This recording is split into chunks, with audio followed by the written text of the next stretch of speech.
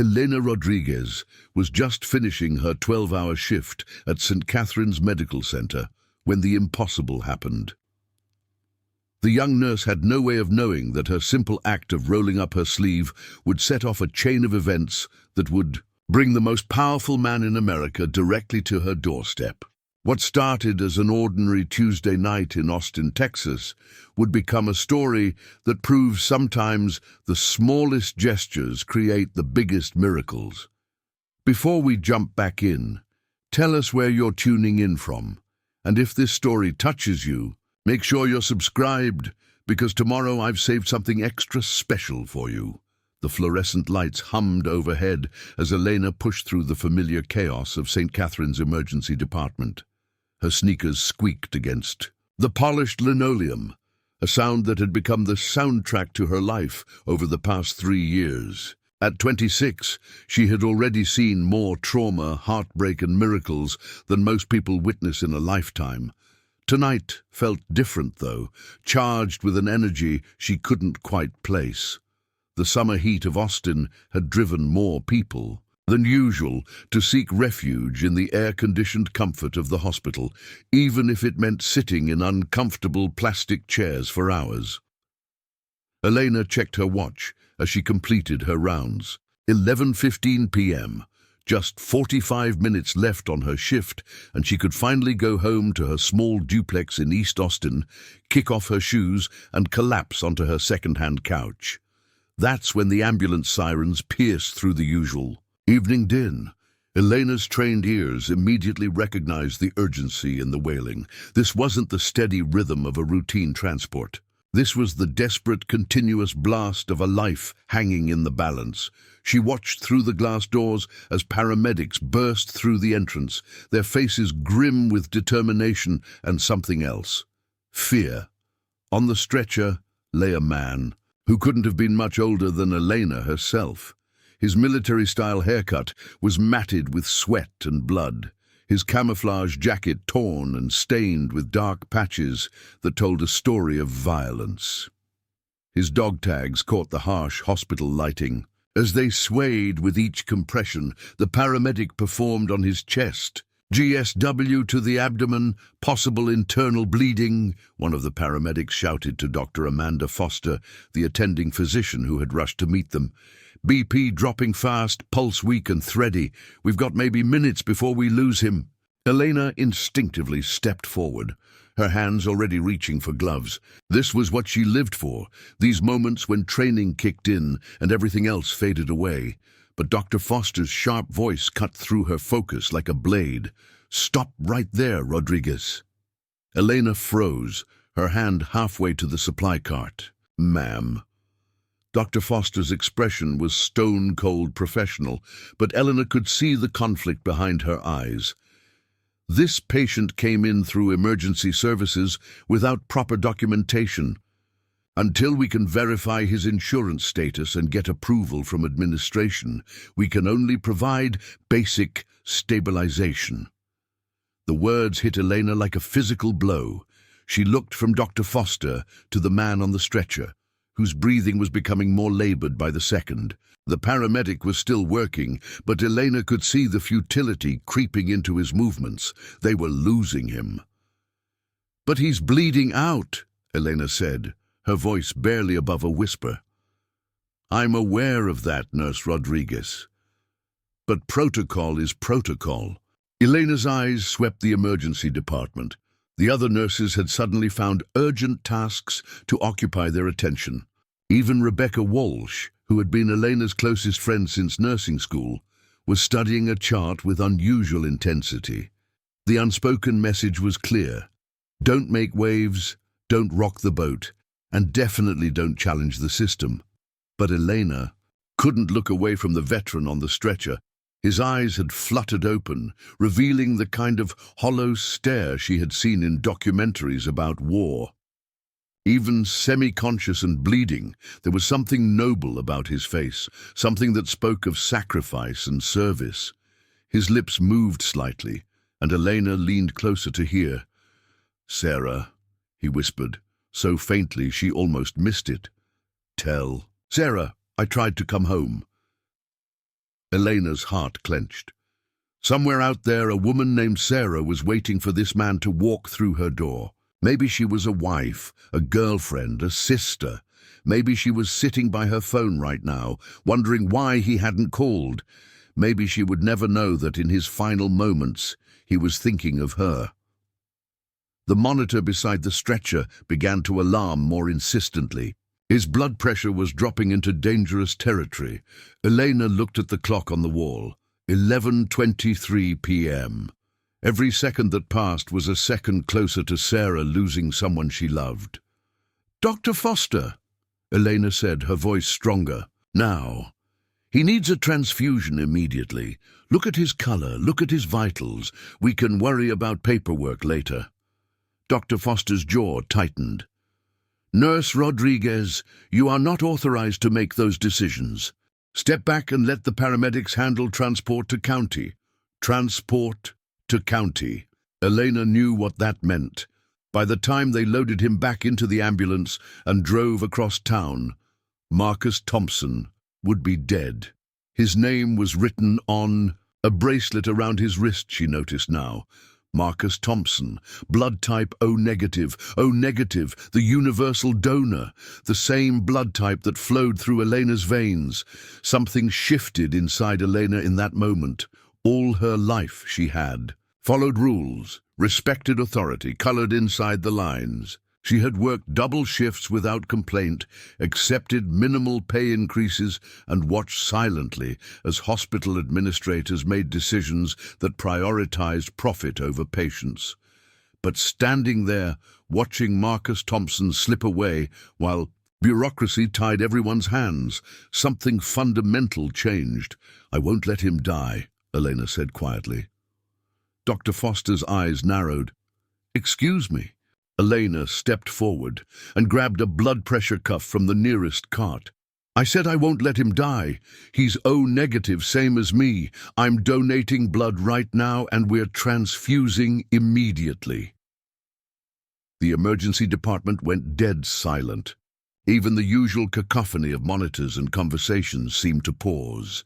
Elena could feel every pair of eyes in the room focused on her as she wrapped the cuff around her own arm. "Rodriguez, step away from that equipment right now," Dr. Foster commanded, her voice rising.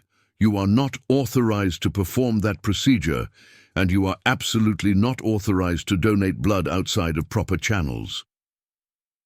Elena's hands were steady as she inserted the IV needle into her own arm. She had done this procedure countless times on patients, but never on herself. The sharp sting was followed by the familiar warmth of blood flowing through tubing. "He needs 2 units minimum. I can give 1 now, and we can get another from the blood bank, while this one is transfusing. Nurse Rodriguez, you are violating direct orders and hospital protocol. Stop what you're doing immediately, or you will face immediate termination." Elena looked up from the IV in her arm to meet Dr. Foster's gaze. "Then I guess you'll have to fire me." Rebecca Walsh finally looked up from her chart, her eyes wide with horror and admiration. "Elena, don't do this. Think about your career." But Elena was already connecting her bloodline to Marcus Thompson's V. She watched as her blood, rich and red with life, began flowing into his pale arm. The monitor beside his bed seemed to respond almost immediately, the erratic beeping becoming more regular. "This is insane," Dr. Foster muttered, but Elena noticed she wasn't moving to stop the transfusion. Professional instinct was warring with administrative pressure, and for the moment, the doctor was letting medicine win. Elena sat in the chair beside Marcus's stretcher, feeling the strange sensation of her life force literally flowing into another human being. It wasn't just blood she was giving. It was hope, time, possibility. It was the chance for Sarah, whoever she was, to see Marcus walk through her door again. As the first unit of blood flowed between them, Marcus's color began to improve. His breathing became less labored, and the monitors showed steady improvement in his vital signs. Elena felt lightheaded but oddly exhilarated.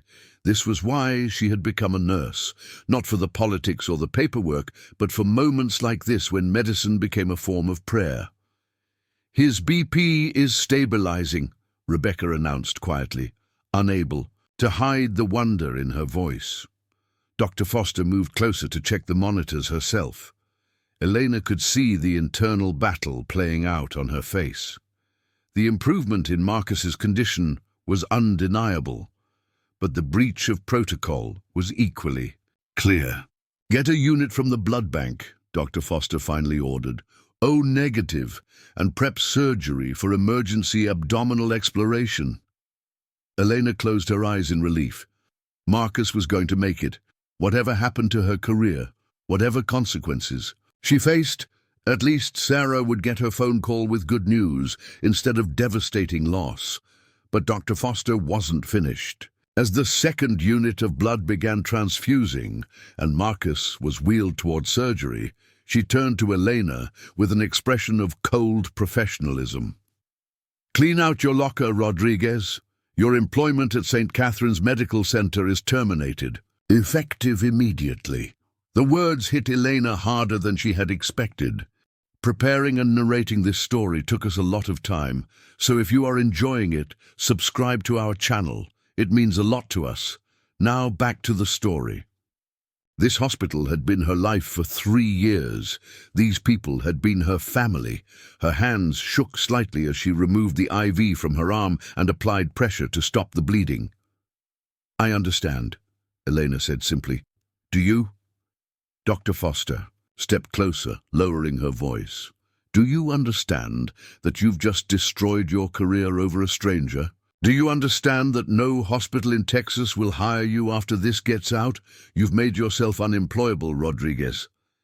Elena looked toward the surgical suite where Marcus was being prepped for surgery. His color was good now, his breathing strong. Somewhere out there, Sarah was going to get the call she'd been praying for. "Then it was worth it," Elena said. Dr. Foster shook her head in disgust. "Clear out your things and leave hospital property within the hour. Security will escort you out if necessary." Elena walked to her locker in the staff room, her legs feeling weak from the blood donation and the emotional toll of the evening. Her hands trembled as she gathered her few personal items. A photo of her parents, a coffee mug her mother had given her for her birthday, a stethoscope she had bought with her first paycheck. 3 years of her life fit into a small cardboard box. Rebecca appeared in the doorway, her face filled with concern. "Elena, I can't believe you just did that." "I can't believe I'm the only one who did," Elena replied, closing her locker with a metallic clang. "But what are you going to do now?" Dr. Foster wasn't exaggerating about your employment prospects. Word travels fast in the medical community. Elena picked up her box and turned to face her friend. "I don't know, Becca, but I know I'll be able to sleep tonight, and that's more than I could say if I had let Marcus die." As Elena walked through the emergency department one last time, she glanced toward the surgical suite. Through the observation window, she could see the surgical team working on Marcus. His monitors showed strong, steady, vital signs. He was going to make it. She pushed through the hospital doors into the humid Texas night. The parking lot was quiet, except for the distant hum of traffic on Interstate 35. Elena sat in her aging Honda Civic for a long moment, processing what had just happened. In the span of an hour, she had saved a life and destroyed her career. She had followed her conscience and lost everything she had worked for. But as she drove home through the empty streets of Austin, Elena felt something she hadn't expected: peace. For the first time in months, maybe years, she felt completely at peace with the decision she had made. Tomorrow would bring uncertainty, financial stress, and difficult conversations with her family. But tonight, Marcus Thompson was alive, because she had chosen to act when others chose to stand by. She had no way of knowing that her simple act of courage had been witnessed by more than just the hospital staff. She had no idea that Marcus Thompson was not just any veteran or that his service record contained commendations and stories that reached the highest levels of government. She couldn't have imagined that her decision to roll up her sleeve and share her blood would set in motion events that would change her life in ways she never could have dreamed. As Elena pulled into her driveway and saw the porch light her mother had insisted she leave on for safety, she thought about Sarah and wondered if she knew yet that the man she loved was going to come home after all. It was a small comfort in the face of an uncertain future, but it was enough. Tomorrow would bring new challenges, but tonight Elena Rodriguez slept the sleep of someone who had chosen love over fear, compassion over protocol, and doing right over doing safe. And in the morning, her life would begin to change in ways that would make this night seem like just the beginning of her story, rather than the end. The morning sun filtered through the thin curtains of Elena's duplex, casting long shadows across her cramped living room. She had been awake since 5 a.m., staring at the ceiling and replaying the events of the previous night over and over in her mind. The dismissal letter from St. Catherine's Medical Center sat unopened on her coffee table, its official hospital letterhead visible through the envelope's transparent window. She didn't need to read it to know what it said. Elena rolled out of bed and padded to the bathroom, catching her reflection in the mirror above the sink. The small bandage on her arm where she had inserted the IV reminded her that it hadn't been a nightmare. She really had donated blood to save Marcus Thompson. She really had been fired for violating hospital protocol. And now she really was unemployed with bills due in 2 weeks and no prospects on the horizon. Her phone buzzed with a text message from her mother. "Misha, how was your shift last night? Call me when you wake up. Love you." Elena stared at the message for a long moment. How could she possibly explain to Maria Rodriguez that her daughter, who had worked so hard to become a nurse, who had made the family so proud when she graduated nursing school, was now jobless? Because she couldn't follow simple orders. The truth was more complicated than that, but Elena knew her mother would struggle to understand the distinction. Maria had immigrated to the United States from Mexico when Elena was just 2 years old, working multiple jobs to provide for her family and drilling into Elena the importance of education, hard work, and respecting authority. The idea that Elena had directly disobeyed her supervisor would be difficult for her mother to comprehend, regardless of the circumstances. Elena made a cup of coffee with the last of her ground beans and sat at her small kitchen table, staring out the window at the neighborhood gradually coming to life. Her duplex was in one of the older sections of East Austin, where gentrification hadn't yet pushed out all the working-class families. Children walked past her window on their way to the school bus stop, their backpacks bouncing and their voices carrying the carefree excitement of summer vacation ending soon. She had loved this little house when she first rented it 3 years ago. It wasn't much, just 2 bedrooms, 1 bathroom, and a kitchen barely large enough for 1 person, but it was hers.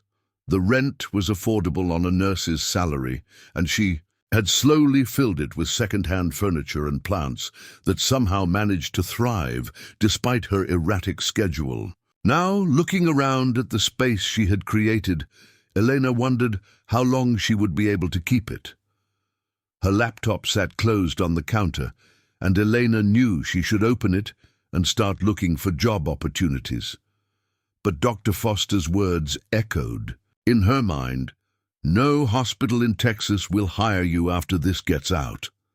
Elena had worked in healthcare long enough to know that the medical community was smaller than people realized. News traveled fast, especially news about nurses who violated direct orders and compromised patient care protocols. But had she really compromised patient care? Elena replayed the scene in her mind once again. Marcus Thompson had been dying. His blood pressure was dropping, his breathing was labored, and every minute of delay made his chances of survival smaller. The transfusion had stabilized him enough for surgery, and according to the last update she had received before leaving the hospital, he was expected to make a full recovery. How could saving a life be considered compromising patient care?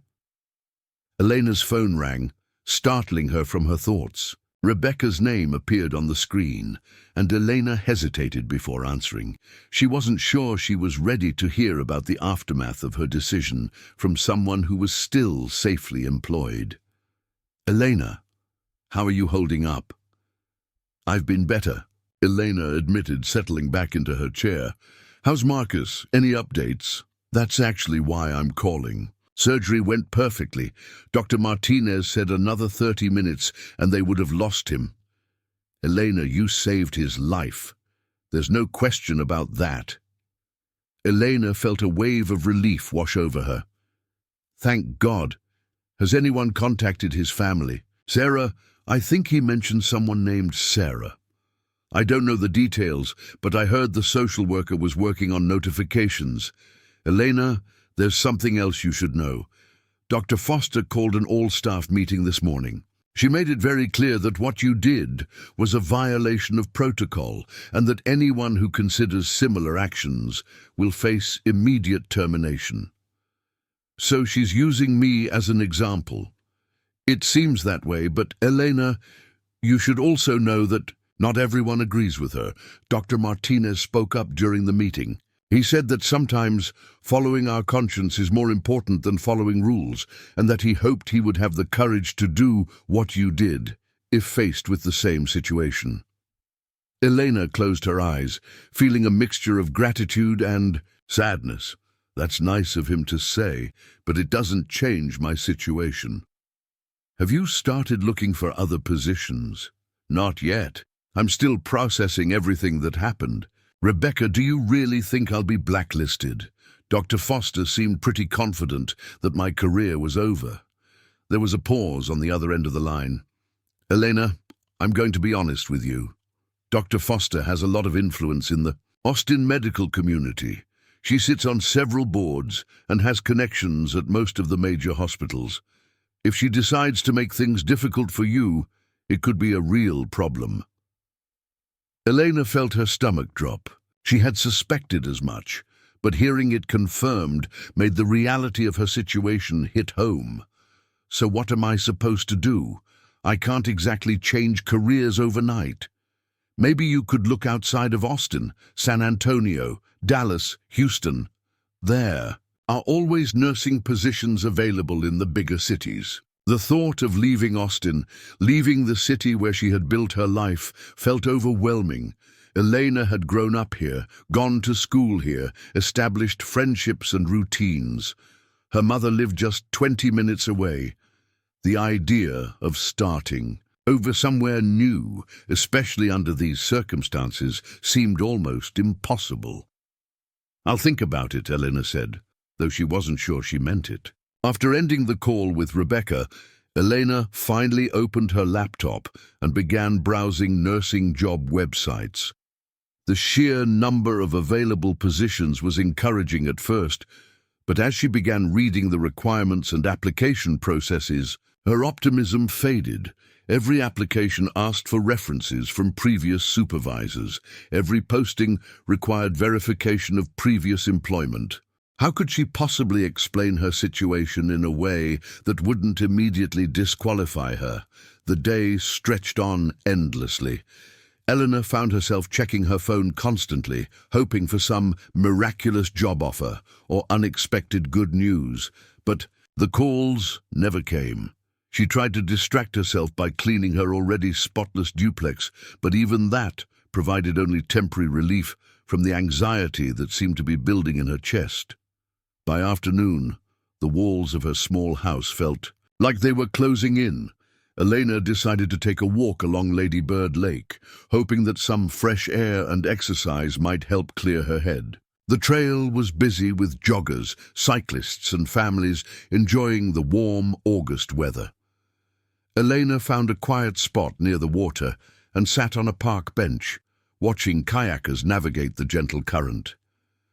The lake had always been her refuge during stressful times, when she was studying for nursing boards, when she was working through difficult relationships, when she was struggling with the emotional toll of her job, she would come here to think and find perspective. The water was constant, peaceful, indifferent to the human dramas playing out along its banks. As she sat watching the water, Elena's mind wandered to Marcus Thompson. She wondered if he was awake yet, if he knew how close he had come to dying.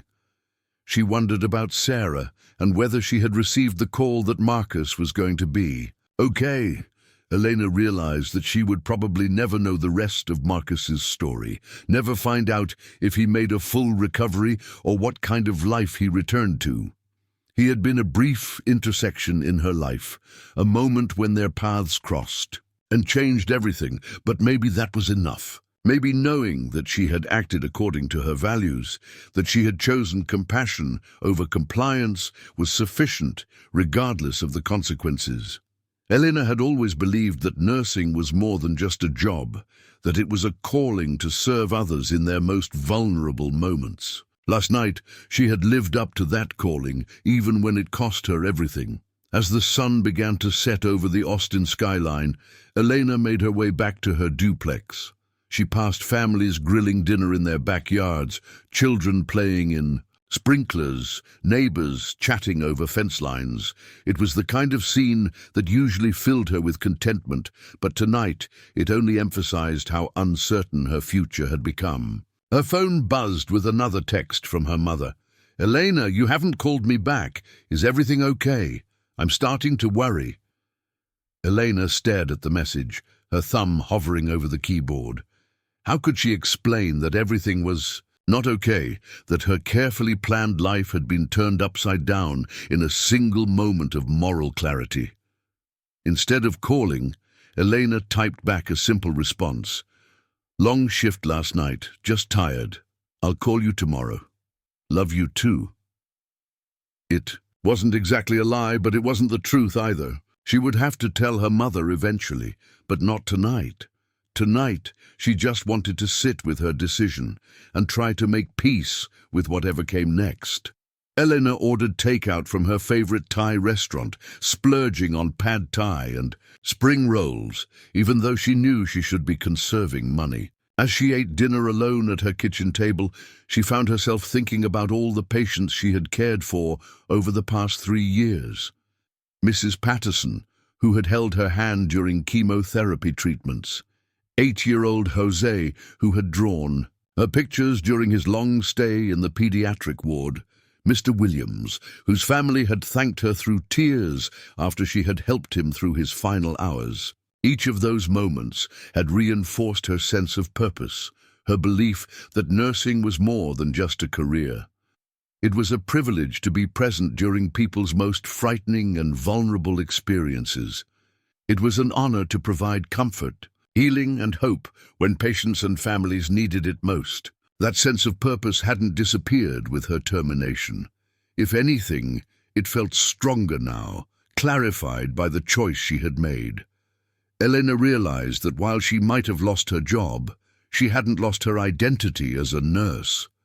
That calling existed independently of any particular employer or institution.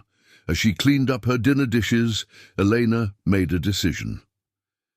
Tomorrow she would start looking for work again, but she wouldn't compromise her values to find it. She would be honest about why she had left St. Catherine's, and she would trust that somewhere there was an employer who would value integrity over blind obedience. It might take longer to find the right position, and it might require sacrifices she hadn't anticipated, but Elena was determined to find a way forward that honored both her profession and her principles. She spent the evening updating her resume, crafting a cover letter that explained her situation without making excuses, and researching hospitals and clinics throughout Texas. The process was tedious and often discouraging, but it gave her a sense of agency that she had been missing all day. She was taking action, moving forward, refusing to be paralyzed by fear or regret. Just before midnight, Elena's phone buzzed with a notification from a local news app. The headline caught her attention. Veteran in critical condition after downtown shooting. Her heart raced as she opened the article, but it was about a different incident entirely. Still, seeing the word veteran reminded her of Marcus Thompson and the choice that had changed everything. Elena wondered if he was awake now, if he was in pain, if he understood how lucky he was to be alive. She wondered if the doctors had told him about the nurse who had donated blood to save his life, or if that detail had been lost in the official medical records. It didn't matter, really. What mattered was that he was alive, that somewhere Sarah was probably sleeping peacefully, knowing that the person she loved was going to come home. As Elena finally prepared for bed, she reflected on the strange journey that had brought her to this point. 24 hours ago, she had been an employed nurse with a stable life and a predictable future. Now she was unemployed, uncertain, and facing challenges she had never imagined. But she was also something else. She was a person who had chosen to act according to her deepest values, regardless of the cost. That realization brought with it a sense of peace that Elena hadn't expected. Whatever happened next, she had proven to herself that when faced with a moment of moral clarity, she would choose compassion over convenience. That knowledge would sustain her through whatever difficulties lay ahead. Elena turned off the lights and settled into bed, listening to the familiar sounds of her neighborhood settling into sleep.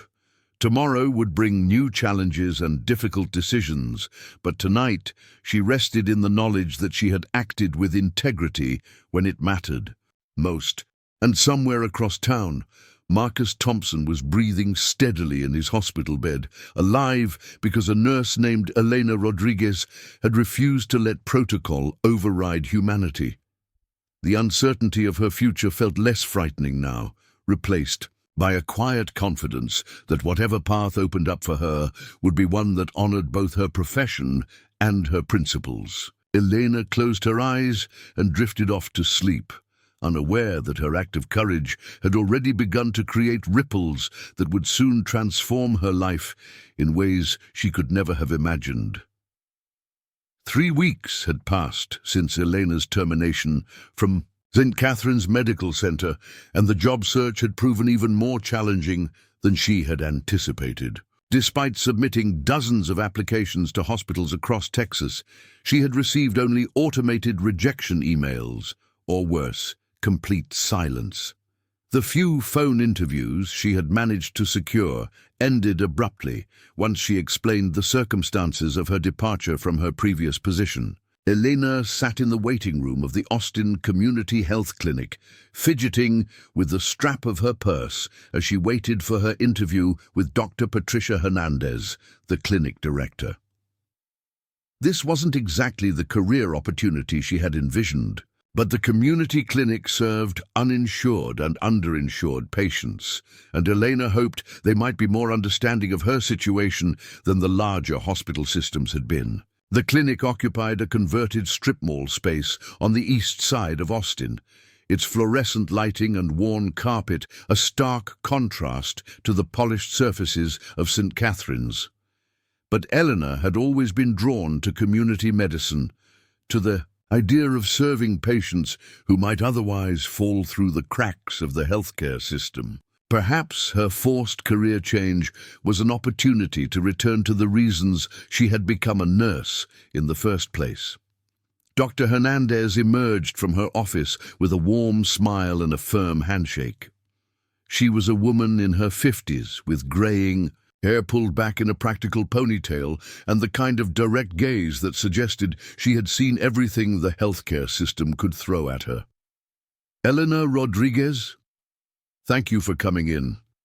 I have to say your application caught my attention."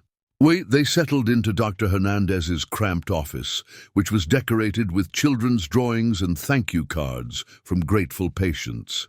Elena noticed a diploma on the wall from the University of Texas Medical School and several awards recognizing the clinic's community service. "I'll be direct with you, Elena. I called St. Catherine's for a reference, and Dr. Foster gave me quite an earful about your termination. She seemed to think I was making a mistake, even considering you for a position here." Eleanor's heart sank. She had hoped that Dr. Foster's influence might not extend to the community clinic world, but apparently she had been naive. "However," Dr. Hernandez continued, "I also spoke with Dr. Martinez from surgery, and he had a very different perspective on what happened that night. He told me that you saved a veteran's life by thinking quickly and acting decisively when bureaucracy threatened to get in the way of patient care." Elena looked up, surprised. "Dr. Martinez spoke with you?" "I've known Carlos Martinez for 15 years. We went to medical school together, and I trust his judgment implicitly. He said you demonstrated exactly the kind of clinical thinking and moral courage that he wishes he saw more often in healthcare." Elena felt a flicker of hope for the first time in weeks. "Dr. Hernandez, I want you to know that I don't take protocol lightly. I understand the importance of following procedures and respecting authority. But when I saw that man dying, when I knew I could help him and no one else was willing to act, I couldn't just stand there and watch." Dr. Hernandez nodded thoughtfully. "Elena, let me tell you about this clinic. We serve about 3,000 patients a year, most of whom have no insurance and limited resources. We operate on a shoestring budget, we're constantly short-staffed, and we deal with medical emergencies that would challenge any healthcare provider.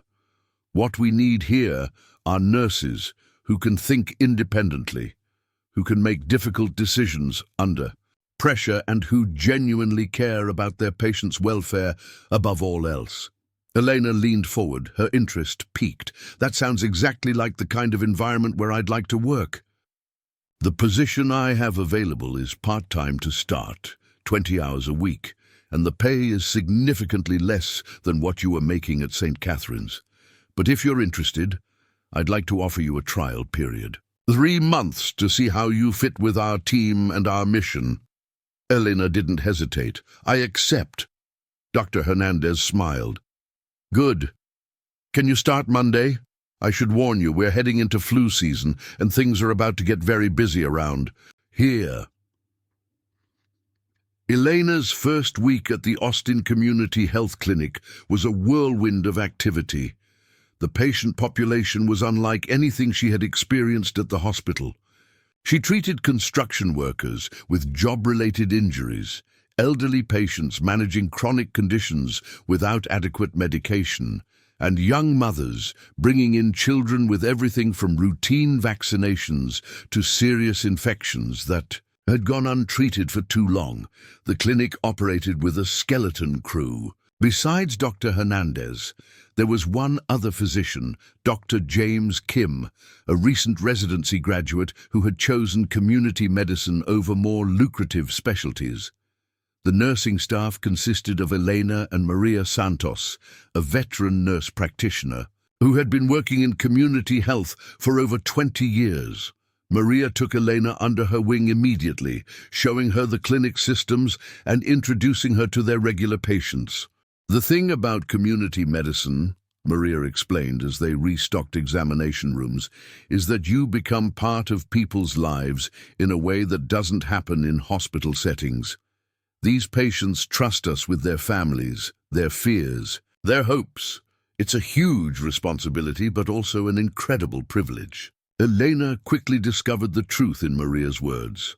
Mrs. Chen, an elderly woman with diabetes, brought her homemade dumplings to share with the staff every time she came for her monthly checkup. Carlos, a day laborer who spoke limited English, always asked specifically for Elena because she took the time to explain his treatment in Spanish. 8-year-old Tommy Williams had declared Elena his favorite nurse after she had made getting his vaccinations into a game rather than an ordeal. The work was challenging in ways Elena hadn't anticipated. Resources were limited, so creativity and improvisation were essential skills. When the clinic ran out of a particular medication, the staff had to find alternative treatments or connect patients with assistance programs. When equipment broke down, they made do with older models or borrowed supplies from other clinics. But Elena found herself energized by the challenges rather than frustrated. Every day brought new problems to solve and new opportunities to make a real difference in people's lives. She was using skills she hadn't even realized she possessed, thinking outside the box and finding solutions that prioritized patient care over administrative convenience. On her third Friday at the clinic, Elena was just finishing up her morning rounds when Maria rushed into the break room where Elena was grabbing a quick cup of coffee. "Elena, we need you in exam room 3 right now. We've got a situation." Elena followed Maria down the hallway, noting the tension in her colleague's voice. In exam room 3, she found Dr. Kim crouched beside a young boy who couldn't have been more than 6 years old. The child was unconscious, his breathing shallow and labored. His skin had a grayish pallor that Elena recognized immediately as a sign of severe illness. Standing beside the examination table was a woman who looked to be in her early 30s, her face etched with panic and exhaustion. Her clothes were wrinkled and stained, and her hands shook as she tried to explain the situation to Dr. Kim. "His name is Tommy," the woman was saying, her voice breaking. "Tommy Martinez. He's been sick for 3 days, but I thought it was just a cold. Then this morning he wouldn't wake up properly, and his breathing got really strange." Dr. Kim looked up as Elena entered the room. "Elena, we need to get an IV started immediately. This child is severely dehydrated and possibly septic. His temperature is 104. Blood pressure is low, and his glucose levels are dangerously elevated." Elena moved into action without hesitation, gathering the supplies she needed, while Dr. Kim continued his assessment. As she prepared to insert the IV, she noticed something that made her pause. The child's medical bracelet indicated that he was diabetic, and Elena realized they were likely dealing with diabetic ketoacidosis, a life-threatening complication that required immediate intervention. "Dr. Kim," Elena said quietly, "look at his medical alert bracelet. Type 1 diabetes. This looks like DKA." Dr. Kim's expression grew more serious as he absorbed this information. "You're right. We need to start insulin therapy immediately, but we'll need to be very careful with the dosing. Elena, can you get me a pediatric DKA protocol?" Elena was already moving toward the medication cabinet when she realized they had a problem. The clinic's insulin supplies were limited, and they didn't have the specific formulations typically used for treating severe diabetic ketoacidosis in children. She quickly calculated what they would need based on Tommy's weight and the severity of his condition. "Dr. Kim, we don't have enough insulin on hand for proper DKA treatment. We've got maybe 6 hours worth of regular insulin, but this child needs at least 12 to 24 hours of continuous therapy." The reality of the situation hit everyone in the room simultaneously.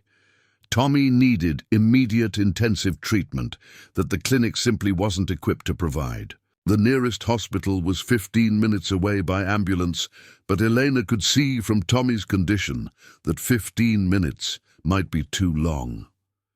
Tommy's mother seemed to sense the gravity of the situation. "Please," she whispered, tears streaming down her face. "He's all I have. I can't lose him." Elena looked at the monitors showing Tommy's vital signs. His heart rate was elevated, his blood pressure was dropping, and his breathing was becoming more labored. They were losing him, and the standard protocol would be to call an ambulance and hope he survived the transport. But Elena had learned something important during her weeks at the community clinic. Sometimes the standard protocol wasn't enough. Sometimes you had to think creatively, take calculated risks, and trust your instincts to save a life. Dr. Kim Elena said, her voice steady despite the urgency of the situation. What if we start treatment here to stabilize him, then arrange transport once he's more stable? I can stay with him throughout the transfer to make sure the insulin drip continues properly. Dr. Kim looked uncertain. Elena, that's not standard protocol. If something goes wrong during transport, if his condition deteriorates while he's in our care rather than hospital care, the liability issues alone could shut down this clinic. Elena understood the risks, but she also understood something else.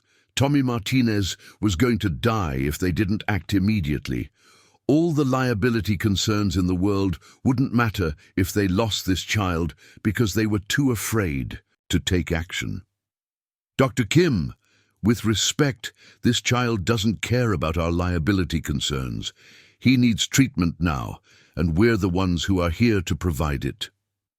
Elena began preparing the insulin drip, her hands moving with practiced precision. Despite the pressure of the situation, she had treated diabetic patients before, though never one so young or so critically ill. But the principles were the same: careful monitoring, precise dosing, and constant vigilance for complications. Maria appeared at Elena's side with additional supplies. What do you need me to do?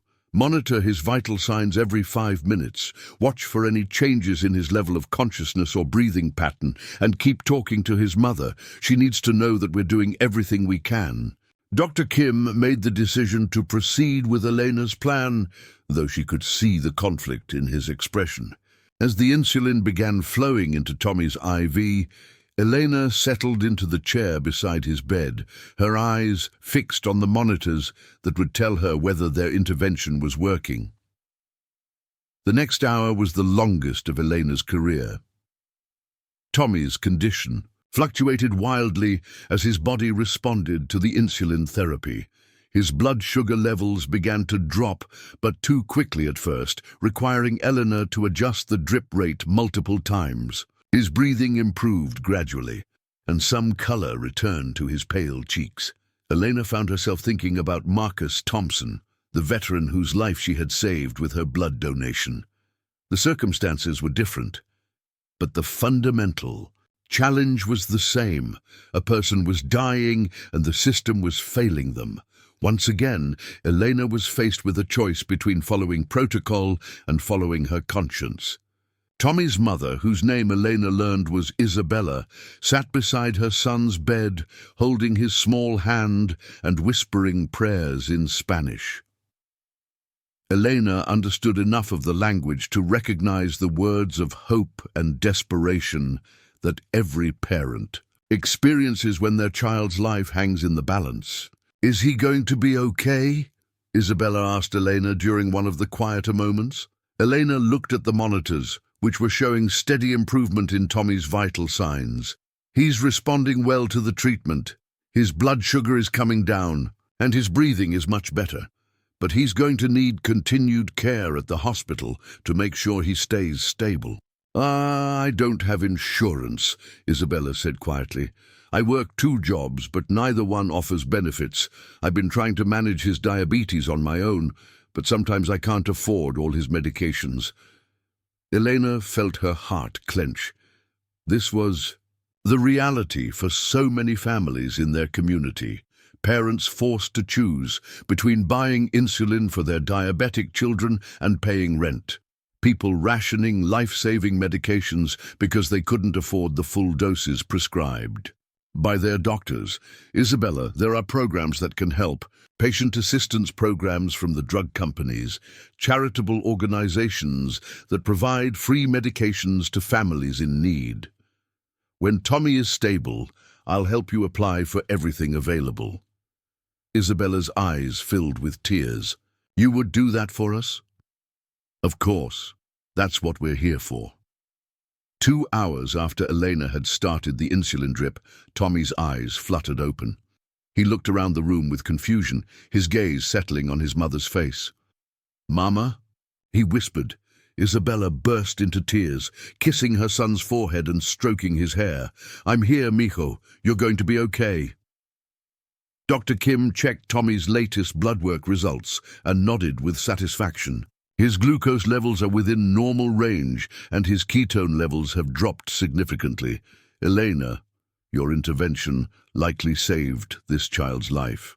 Elena felt a familiar surge of satisfaction, the same feeling she had experienced after saving Marcus Thompson. This was why she'd become a nurse, for moments like this, when medical knowledge and compassionate action combined to pull someone back from the brink of disaster. The ambulance arrived shortly afterward to transport Tommy to the pediatric unit. At Dell Children's Medical Center, Elena rode along to ensure continuity of care during the transfer, monitoring Tommy's vital signs and adjusting his insulin drip as needed. By the time they reached the hospital, Tommy was fully conscious and talking to his mother about wanting to go home. As Eleanor prepared to return to the clinic, Isabella grabbed her hand. "Thank you," she said simply. "You saved my son's life." Elena squeezed Isabella's hand gently. "Just take care of him. And remember what I said about the assistance programs. I'll call you next week to help you get started." The ride back to the clinic gave Elena time to reflect on what had just happened. Once again, she had found herself in a situation where following standard protocol might have cost a life. Once again, she had chosen to act decisively, trusting her clinical judgment and accepting the risks that came with that choice. But this time felt different. At St. Catherine's, she had been acting alone, defying authority and accepting the consequences in isolation. At the community clinic, she had been part of a team that shared her values, working with colleagues who supported her decision to prioritize patient care over administrative concerns. Dr. Kim was waiting for her when she returned to the clinic. "Elena, I wanted to thank you for what you did today. Your quick thinking and willingness to take action saved that boy's life." "We saved his life," Elena corrected. "It was a team effort." "Perhaps, but you were the one who recognized the severity of his condition and proposed a treatment plan that went beyond our standard protocols. That took courage, and it took clinical expertise." Eleanor felt a warmth spreading through her chest, a sense of validation that she hadn't experienced since her termination from St. Catherine's. "Dr. Kim, can I ask you something? Weren't you concerned about the liability issues you mentioned earlier?" Dr. Kim smiled. "Of course I was concerned, but I was more concerned about losing a patient because we were too afraid to do our jobs." "Elena, that's the difference between working in a community clinic and working in a large hospital system. Here, we're accountable to our patients first, not to insurance companies or administrative policies." As Elena finished her shift and prepared to go home, she realized that something fundamental had shifted in her perspective. The termination from St. Catherine's, which had felt like the end of her career just a few weeks earlier, was beginning to feel like a blessing in disguise. She had found her way to work that aligned with her values, with colleagues who shared her commitment to putting patients first. That evening, Elena called her mother for the first time since losing her job at St. Catherine's. She had been putting off the conversation, unsure how to explain her situation without disappointing the woman who had sacrificed so much for her education. "Mia, I've been worried about you. You haven't been returning my calls." Elena took a deep breath. "Mom, I need to tell you something. I'm not working at St. Catherine's anymore."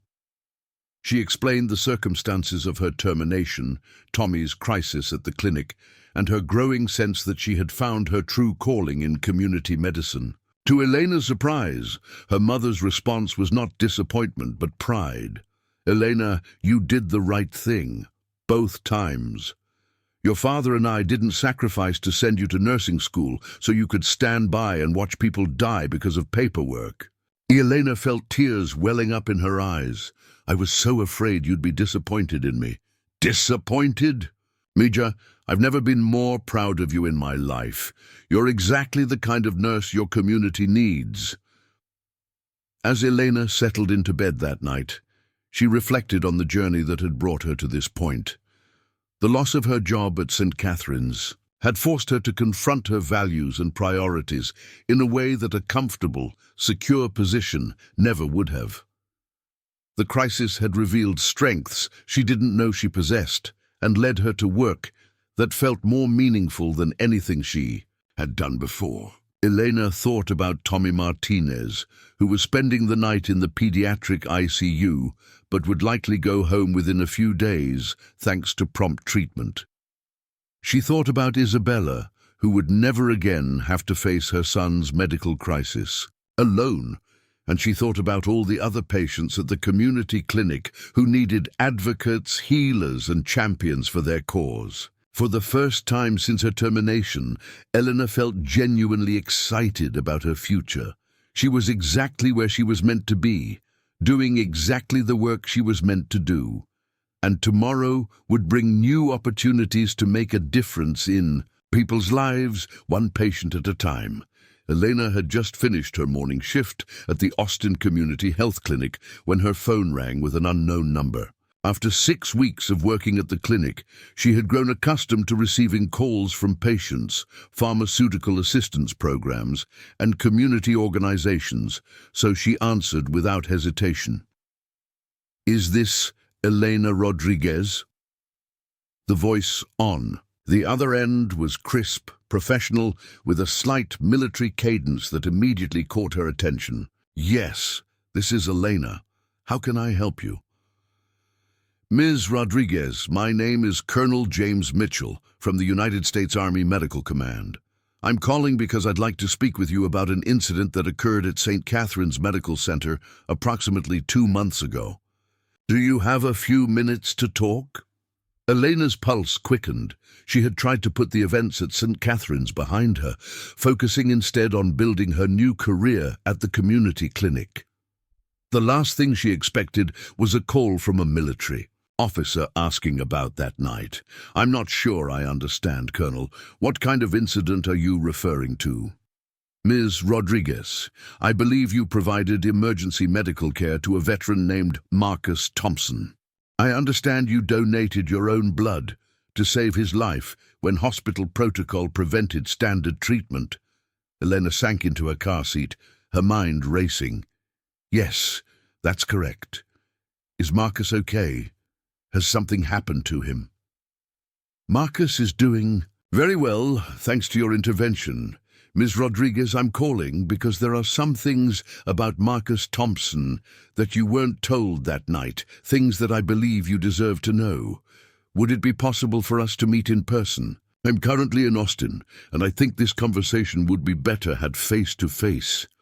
Elena glanced at her watch. She had planned to spend her afternoon catching up on paperwork and returning calls to assistance programs for her clinic patients, but the curiosity in her voice was overwhelming.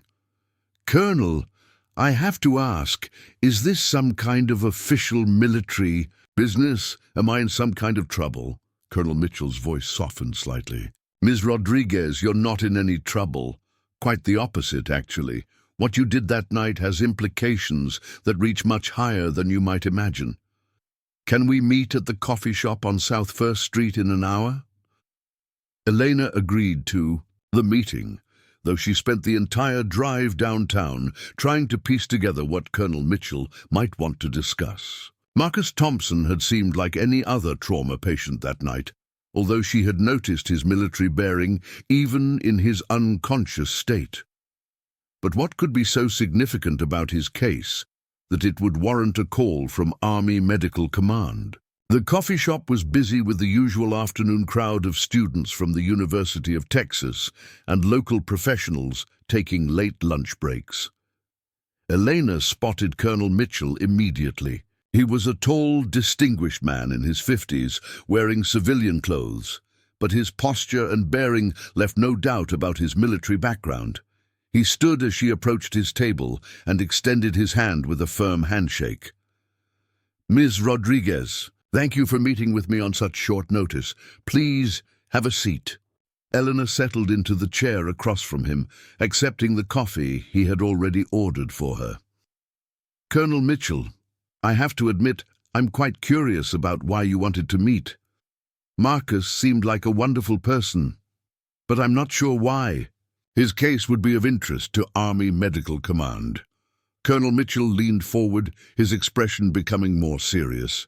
Elena, may I call you Elena? What I'm about to tell you is not classified information, but it's not widely known either. Marcus Thompson is not just any veteran. He's a Medal of Honor recipient. Elena's eyes widened. The Medal of Honor was the highest military decoration, awarded for acts of valor above and beyond the call of duty. She had met several veterans during her time at both hospitals, but never someone who had received such an extraordinary recognition. Marcus earned his medal during his second deployment to Afghanistan, Colonel Mitchell continued. His unit was ambushed while escorting a convoy of medical supplies to a remote village. When the lead vehicle was hit by an IED, Marcus single-handedly held off enemy fire for over an hour while evacuating wounded soldiers and civilians. He saved 14 lives that day, including 2 children. Elena felt a chill run down her spine. The man whose life she had saved had himself saved 14 others in an act of incredible heroism. That's remarkable, but I still don't understand why you're telling me this. Colonel Mitchell smiled slightly. I'm getting to that. Elena, among the people Marcus saved that day, was a young combat medic named David Chen. David was critically wounded in the ambush, and Marcus carried him nearly 2 miles through hostile territory to reach medical evacuation. David survived and eventually returned to civilian life. The name sounded familiar to Elena, but she couldn't place where she had heard it before. Colonel Mitchell seemed to notice her confusion. David Chen is now Captain David Chen, and he serves as the personal physician to the President of the United States. Elena nearly choked on her coffee. The President's doctor. That's correct. When Captain Chen learned that the man who saved his life had nearly died because of hospital bureaucracy, and that a nurse had risked her career, to save him he felt compelled to act. Elena, your story has reached the highest levels of government. Elena's mind was reeling. The simple act of donating blood to save a patient had somehow connected her to the President of the United States. It seemed impossible, like something from a movie rather than her real life. Colonel Mitchell, I appreciate you telling me this, but I'm still not sure what it has to do with me. I was just doing my job that night. Elena, you were doing far more than your job. You were willing to sacrifice your career to save a stranger's life. That kind of moral courage is exactly what our military medical community needs more of. Colonel Mitchell reached into his briefcase and pulled out a manila folder. Elena, I'm here to offer you a position as a civilian nurse with the Army Medical Corps. You would work primarily with wounded veterans, both active duty and retired, providing the kind of compassionate, patient-first care that you demonstrated. That night at St. Catherine's, Elena stared at the folder without opening it. A position with the Army. The position would be based here in Austin, working with veterans at the Audie Murphy VA Medical Center in San Antonio and the various VA clinics throughout Central Texas. The salary would be significantly higher than what you're currently earning. The benefits are comprehensive, and you would have the opportunity to make a real difference in the lives of people who have served our country. Elena's hands trembled slightly as she opened the folder. The job description outlined a role that seemed tailor-made for her background and interests. The position involved not just direct patient care, but also program development, community outreach, and advocacy for veterans' healthcare needs. Colonel, this is incredibly generous, but I have to ask, is this some kind of reward for what I did for Marcus? Because if it is, I'm not sure I'm comfortable with that. Colonel Mitchell shook his head. Elena, this is not charity or a reward. This is recognition of your qualifications and your character. The Army Medical Corps has been looking for someone with your exact combination of clinical skills, leadership potential, and moral integrity. Your actions that night simply brought you to our attention. Elena studied the documents more carefully. The position offered not just financial security, but the opportunity to work with a population she cared deeply about.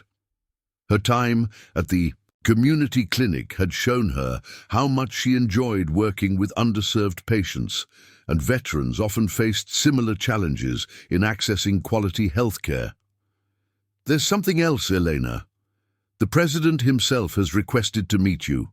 Elena looked up from the papers, certain she had misheard. I'm sorry, what? President Williams would like to personally thank you for saving Marcus Thompson's life. He's visiting Austin next week for a veterans event, and he's specifically asked to meet with you during his visit. Elena felt lightheaded. 6 weeks ago, she had been an unemployed nurse, wondering if she would ever work in healthcare again. Now she was being offered a prestigious government position and a meeting with the President of the United States. Colonel Mitchell, I need time to think about this. It's a lot to process. Of course, take all the time you need. But Elena, I hope you'll seriously consider this opportunity. Our veterans deserve healthcare providers who will fight for them the way you fought for Marcus that night. After Colonel Mitchell left, Elena remained in the coffee shop for another hour, staring at the job offer and trying to process everything she had learned. Marcus Thompson wasn't just a patient she had helped. He was a genuine American hero whose own actions had saved multiple lives. The man she had treated had connections that reached the highest levels of government. But more importantly, her decision to act according to her conscience that night had opened doors she never could have imagined. Elena thought about her conversation with her mother, about Dr. Hernandez's faith in her abilities, about Tommy Martinez and all the other patients at the community clinic who needed advocates. Elena's phone buzzed with a text message from Dr. Hernandez. Elena, can you come in early tomorrow? We've got a new patient who specifically requested you. Word is getting around the community about your work here. Elena smiled as she read the message. Whether she accepted the army position or stayed at the community clinic, she had found her calling.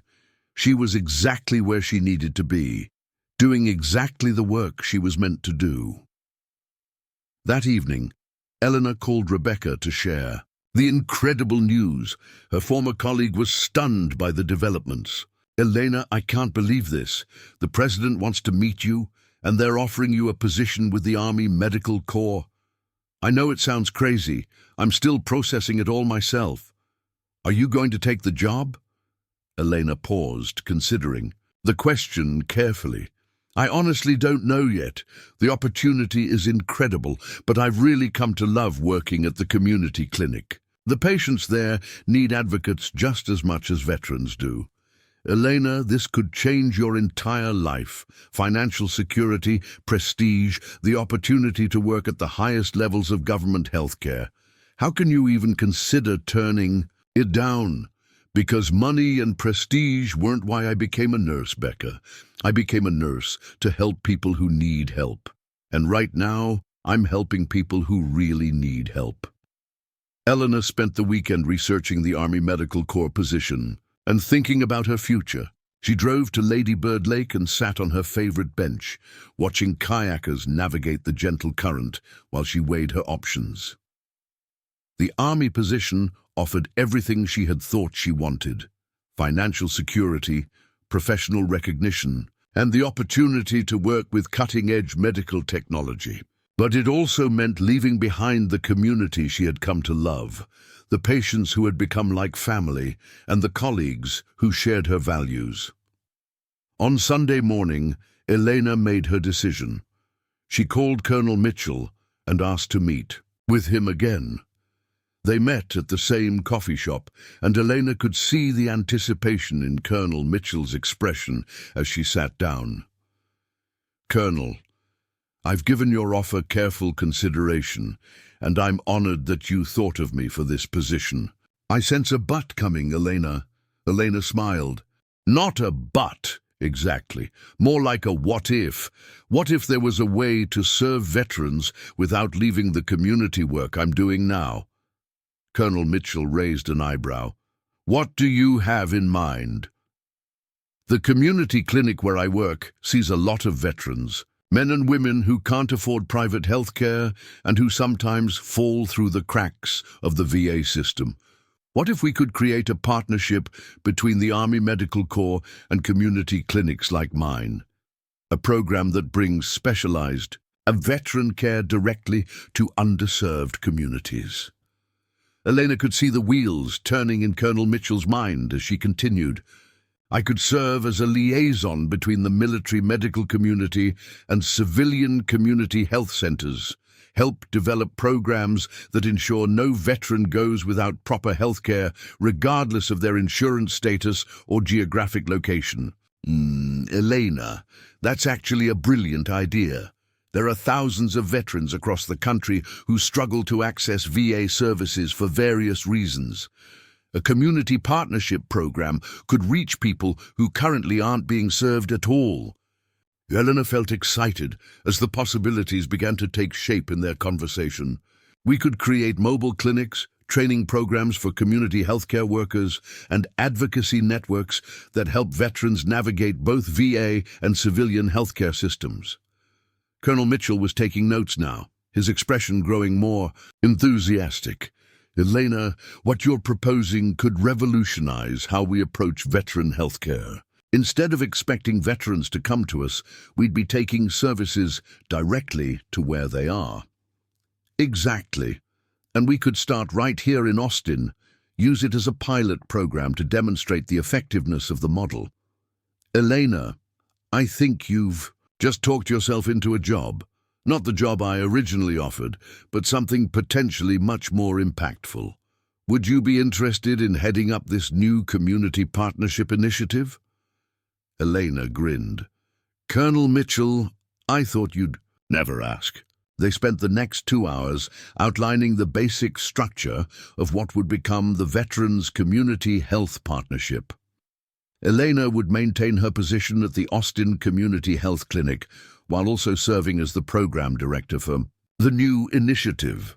She would have a team of nurse practitioners, social workers, and community outreach specialists working under her direction. The program would start with pilot clinics in Austin, San Antonio, and Houston, but the goal was to eventually expand throughout Texas and beyond. Elena would be responsible for developing protocols, training staff, and measuring outcomes to demonstrate the program's effectiveness. Elena, there's one more thing. The president still wants to meet with you when he visits Austin. Now he'll be interested not just in thanking you for saving Marcus's life, but in learning about this new program you'll be developing. Elena felt a mix of nervousness and excitement.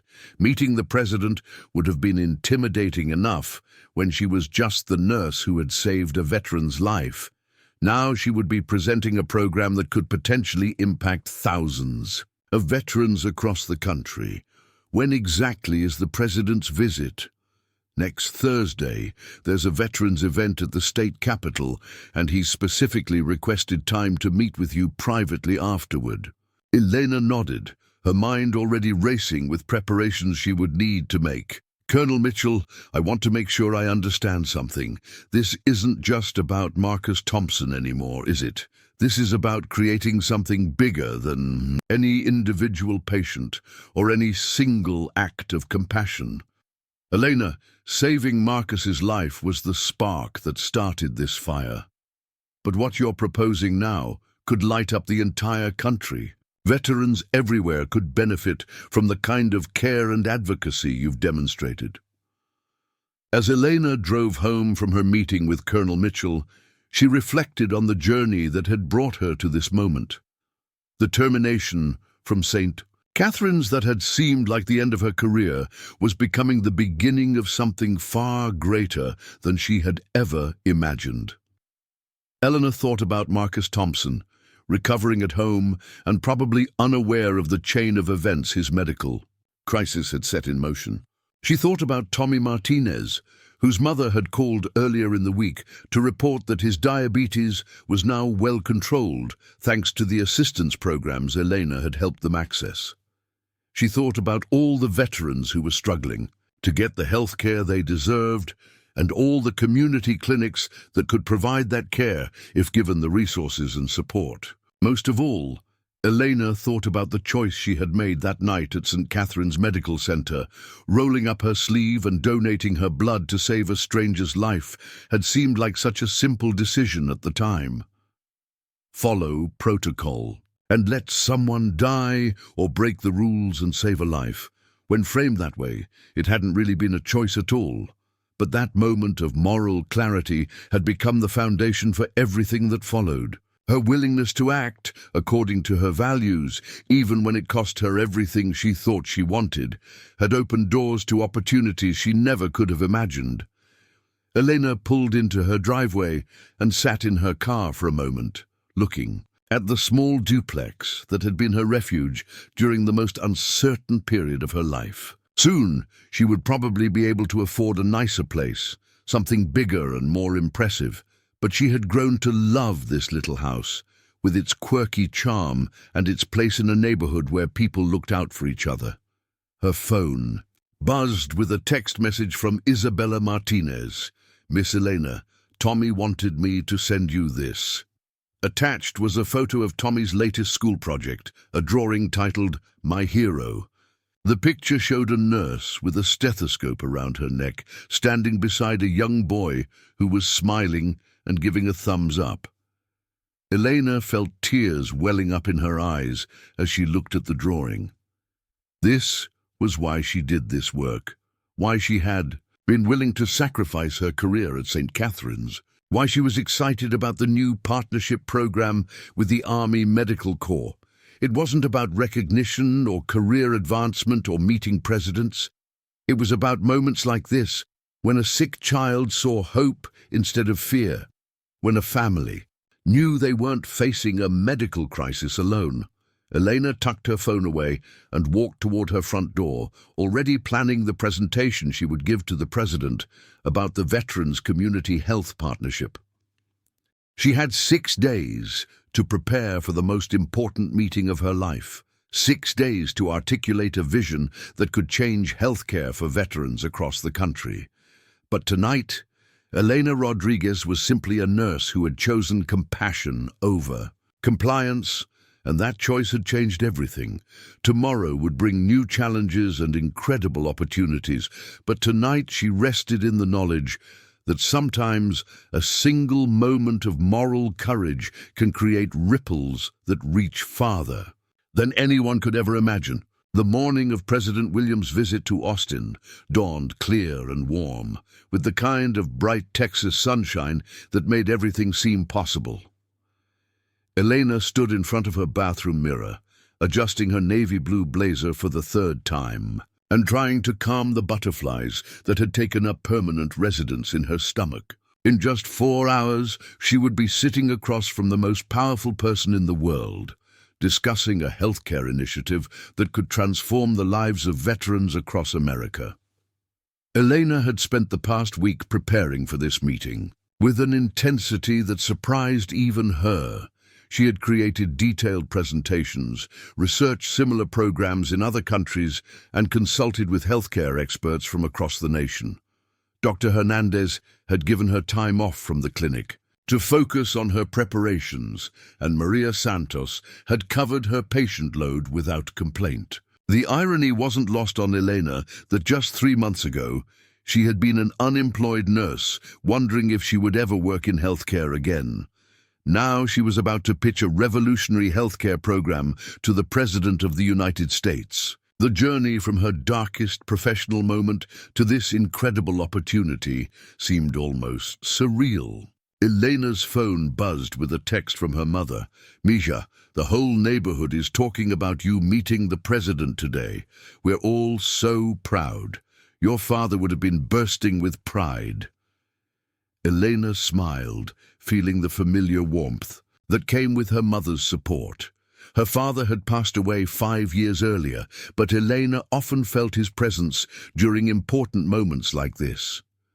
Colonel Mitchell had arranged for a car to pick Elena up at noon. The presidential event was being held at the state capitol, where President Williams would address a gathering of Texas veterans and their families. Elena's private meeting was scheduled for immediately after the public ceremony, in a conference room that had been converted into a temporary, secure meeting space. As Elena gathered her presentation materials, she reflected on how much her perspective had changed since that night at St. Catherine's Medical Center. Back then, she had seen herself as just one nurse trying to do the right thing in a system that often made doing the right thing difficult. Now she understood that individual acts of courage could create ripples that extended far beyond what anyone could imagine. The car that arrived to pick up Elena was not what she had expected. Instead of a standard government vehicle, a sleek, black SUV pulled into her driveway, followed by a second identical vehicle. Two Secret Service agents in dark suits approached her door with professional smiles and polite but thorough security procedures. "Ms. Rodriguez, we'll need to do a brief security screening before we proceed to the Capitol," one of the agents explained. Elena submitted to the process with good humor, understanding that protecting the president required these precautions. As they drove through Austin toward downtown, Elena gazed out the window at the city that had become her home, wondering how many other nurses were going about their daily routines with no idea that their work could lead to moments like this. The Texas state capitol was surrounded by security barriers and filled with activity as Elena's vehicle approached. Veterans wearing caps and jackets representing every branch of the military had gathered on the Capitol grounds, many accompanied by family members and friends. Elena could see news crews setting up equipment and Capitol Police directing traffic as the presidential motorcade prepared to arrive. Colonel Mitchell met Elena at a side entrance to the Capitol building, his expression a mixture of pride and anticipation. "Elena, are you ready for this?" "As ready as I can be," Elena replied, clutching her presentation folder. "Colonel, can I ask you something? How did this all happen so quickly? 3 months ago, I was fired from my job, and now I'm about to meet the president." Colonel Mitchell smiled. "Elena, sometimes the universe has a way of putting the right people in the right place at exactly the right time. Your decision to save Marcus Thompson's life wasn't just about one patient. It was about demonstrating the kind of values and courage that our entire healthcare system needs more of." They were escorted through security checkpoints and into the Capitol building, where Elena was amazed by the level of coordination required for a presidential visit. Every hallway seemed to be filled with security personnel, staff members, and officials, all moving with purpose and precision. Elena was taken to a holding room where she could watch the president's speech on a monitor while waiting for their meeting. President Williams was a tall, distinguished man in his early 60s, with gray hair and the kind of commanding presence that Elena imagined was essential for the job. His speech to the assembled veterans was moving and personal, focusing on the nation's obligation to care for those who had served. "Our veterans have given us their best years, their strongest efforts, and in many cases, their health and well-being," President Williams said to the assembled crowd. "In return, we owe them not just our gratitude, but our commitment to ensuring they receive the finest health care available anywhere in the world." Elena felt a chill as she listened to the president's words. His speech seemed to be laying the groundwork for exactly the kind of program she was about to propose. She wondered if this was coincidence, or if Colonel Mitchell had somehow influenced the content of the president's remarks. After the speech concluded, Elena was escorted to the conference room where she would meet with the president. The room had been transformed into a secure workspace, with advanced communication equipment and what Elena assumed were security devices she couldn't begin to identify. A small table was set up with two chairs facing each other, creating an intimate setting for their conversation. President Williams entered the room, accompanied by only Colonel Mitchell and Captain David Chen, the physician whose life Marcus Thompson had saved in Afghanistan. Elena stood as the president approached, her heart racing as she prepared to meet the person who led the free world. "Ms. Rodriguez," President Williams said, extending his hand with a warm smile, "it's an honor to meet you. Captain Chen has told me quite a bit about the nurse who saved the man who saved his life." Elena shook the president's hand, struck by how normal the interaction felt despite the extraordinary circumstances. "Mr. President, the honor is entirely mine. I have to say, when I donated blood to help Marcus Thompson, I never imagined it would lead to this. Elena, may I call you Elena? What you did that night represents the very best of American healthcare. You saw someone in need, and you acted without hesitation, even when it cost you personally. That's exactly the kind of compassion and courage we need more of in our medical system." They settled into their chairs, and Elena opened her presentation folder. "Mr. President, Colonel Mitchell has told me about your interest in improving healthcare for veterans. I'd like to share an idea that could help us reach veterans who are currently falling through the cracks of our system." For the next 45 minutes, Elena presented her vision for the Veterans Community Health Partnership. She explained how community clinics could serve as the first line of healthcare for veterans who lived far from VA facilities or who faced barriers accessing traditional military medical services. She outlined the mobile clinic concept, the community outreach programs, and the training initiatives that would ensure veterans received specialized care regardless of their location or circumstances. President Williams listened intently, asking thoughtful questions and taking notes on a legal pad. Elena could see that he understood not just the logistical aspects of her proposal, but the moral imperative behind it. "Elena, what you're describing addresses one of the biggest challenges we face in veteran healthcare," the president said. "We have excellent facilities and outstanding medical professionals within the VA system, but we're not reaching everyone who needs our help. Your community partnership model could be the bridge that connects veterans to the care they've earned." Elena felt a surge of excitement as she realized the president was genuinely enthusiastic about her proposal. "Mr. President, I believe we could start with pilot programs in Texas, where we have strong community clinic networks and large veteran populations. If we can demonstrate success here, the model could be expanded nationwide." Captain Chen, who had been quietly listening to the presentation, spoke up. "Mr. President, I've seen firsthand how community clinics serve underserved populations. Elena's proposal could transform how we think about veteran healthcare delivery." President Williams nodded thoughtfully. "Elena, I want to make this happen, not just as a pilot program, but as a national initiative.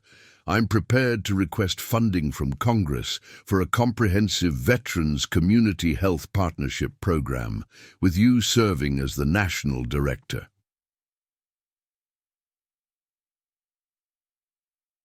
Elena felt the room spinning slightly as the president's words sank in. National director of a program that could serve veterans across the entire country. It was an opportunity beyond anything she had ever imagined. "Mr. President, I'm honored by your confidence in me, but I have to ask, are you sure you want a nurse who was fired for insubordination to represent this program at the national level?" President Williams smiled. "Elena, you weren't fired for insubordination. You were fired for doing the right thing when the system failed. That's exactly the kind of leadership we need for this initiative." Colonel Mitchell pulled out a thick folder from his briefcase. Elena, we've already begun preliminary work on the program structure. We're talking about a $500 million initial allocation, with plans to serve over 100,000 veterans in the first 3 years. Elena stared at the documents, trying to process the magnitude of what was being offered. $500 million to create a healthcare network that could reach veterans in every corner of America. It was the kind of program that could truly change lives on a massive scale. "There's one more thing, Elena," President Williams said. "I'd like to make the announcement of this program at a Rose Garden ceremony next month. I want you there as we launch this initiative, and I want the country to know that it started with a nurse in Austin, Texas, who refused to let bureaucracy get in the way of saving a life." Elena felt tears welling up in her eyes as the full impact of the moment hit her. 3 months ago, she had been sitting in her tiny duplex, wondering if her nursing career was over. Now she was being offered the opportunity to lead a national healthcare initiative that could impact hundreds of thousands of veterans. "Mr. President, I accept, but I have one request." "What's that?" "I'd like to continue working at the Austin Community Health Clinic 1 day a week. The patients there taught me what healthcare should really be about, and I don't want to lose that connection to direct patient care." President Williams laughed. "Elena, that's exactly why you're the right person for this job. Of course you can continue your clinic work. In fact, I think it will make you a better program director." As the meeting concluded, Elena found herself being photographed with the president, shaking hands with staff members she had only seen on television, and trying to absorb the reality of what had just happened. Colonel Mitchell walked with her as she was escorted back to the waiting car. "Elena, how does it feel to know that your decision to save Marcus Thompson's life is going to help save the lives of thousands of other veterans?" Elena paused before answering, thinking about the journey that had brought her to this moment. "Colonel, it feels like coming full circle. That night at St. Catherine's, I made a choice to put patient care above everything else. Now I have the opportunity to help create a system where other healthcare providers can make the same choice without fear of consequences." The ride back to Elena's duplex gave her time to process everything that had happened. She thought about calling her mother, Rebecca, Dr. Hernandez, and everyone else who had supported her during the difficult months after her termination. But first, she wanted to simply sit in her small living room and reflect on how dramatically her life had changed. As Elena's car pulled into her driveway, she was surprised to see another vehicle waiting for her. Marcus Thompson stepped out of the passenger side, supported by a cane, but looking healthy and strong. Behind the wheel was a woman Elena assumed must be Sarah, the person Marcus had whispered about that night in the emergency department. "Elena Rodriguez?" Marcus approached with a wide smile. "I'm Marcus Thompson. I believe I owe you my life." Elena embraced the man she had saved, feeling the powerful emotion of seeing him healthy and whole. "Marcus, it's so wonderful to meet you properly. How are you feeling?" "Thanks to you, I'm doing great. Elena, I wanted you to meet my wife, Sarah." The woman Elena had wondered about for months stepped forward with tears in her eyes. "Elena, I can never thank you enough for what you did. Marcus told me about that night, about how you risked everything to save him. Because of you, my children still have their father." Elena felt overwhelmed by the gratitude in Sarah's voice. This was why she had become a nurse, for moments like this, when medical intervention created the opportunity for families to stay together, for love to continue, for life to go on. "Sarah, Marcus, I just did what any nurse would have done in that situation." Marcus shook his head. "Elena, we both know that's not true. You did what every nurse should do, but what very few would have the courage to do. You chose to save a life over saving your job. They talked for several minutes in Elena's driveway, with Marcus and Sarah sharing details about their family and their gratitude for Elena's intervention. As they prepared to leave, Marcus handed Elena a small wrapped package. "Elena, this is something I want you to have. It's a replica of my Medal of Honor. I've had it engraved with a message for you." Elena unwrapped the package to find a beautiful replica of the nation's highest military decoration. The engraving on the back read, "To Elena Rodriguez, whose courage saved a life and changed everything. With gratitude, Marcus Thompson." Elena felt tears streaming down her face as she held the medal. "Marcus, I can't accept this. You earned this honor through your own courage and sacrifice. Elena, you earned it too. What you did that night was an act of valor just as surely as anything that happens on a battlefield. You saw someone in danger, and you acted to save them despite the personal cost. That's what courage looks like."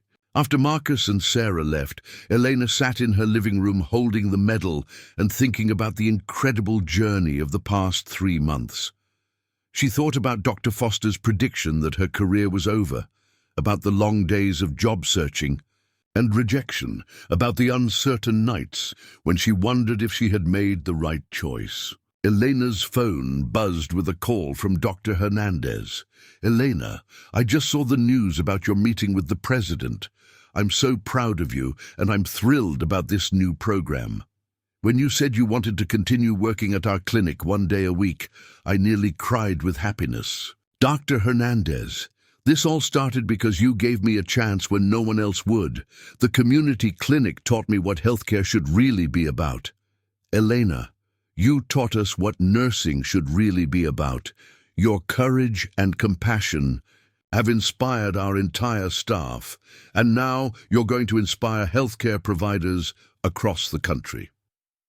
That evening, Elena called her mother to share the incredible news. Maria Rodriguez cried with pride as Elena described meeting the president and being offered the position as National Director of the Veterans Community Health Partnership. "Mija, when you were little, you always said you wanted to help people. You just helped people in ways none of us could have imagined." Elena spent the evening fielding congratulatory calls from Rebecca, Colonel Mitchell, and colleagues from the community clinic. But as the excitement of the day began to settle, Elena found herself thinking about the larger meaning of everything that had happened. 3 months ago, she had made a simple choice: follow protocol and let someone die, or break the rules and save a life. At the time, it hadn't felt like a choice at all. When faced with human suffering, compassion was the only possible response. But that moment of moral clarity had become the foundation for everything that followed. Elena's willingness to act according to her values, even when it cost her everything she thought she wanted, had opened doors to opportunities that would impact thousands of lives.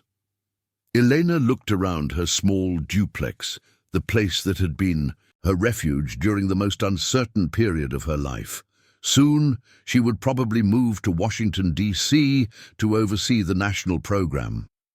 But she would always remember this little house as the place where she learned that sometimes losing everything is the first step toward gaining more than you ever imagined. As Elena prepared for bed, she thought about all the veterans across America who would benefit from the Veterans Community Health Partnership. She thought about community clinic nurses who would have new resources to serve their patients. She thought about families like Marcus and Sarah Thompson who would get to stay together because someone chose compassion over compliance. Most of all, Elena thought about the power of individual choices to create change that extends far beyond what anyone could anticipate. A nurse's decision to donate blood to save a stranger's life had become a national healthcare initiative. A moment of moral courage had transformed into a program that would serve hundreds of thousands of people. Elena Rodriguez fell asleep that night, holding Marcus Thompson's Medal of Honor replica, knowing that tomorrow would bring new challenges and incredible opportunities. But tonight, she rested in the knowledge that sometimes the smallest acts of courage create the biggest changes in the world. Up next, you've got two more standout stories right on your screen. If this one hit the mark, you won't want to pass these up. Just click and check them out.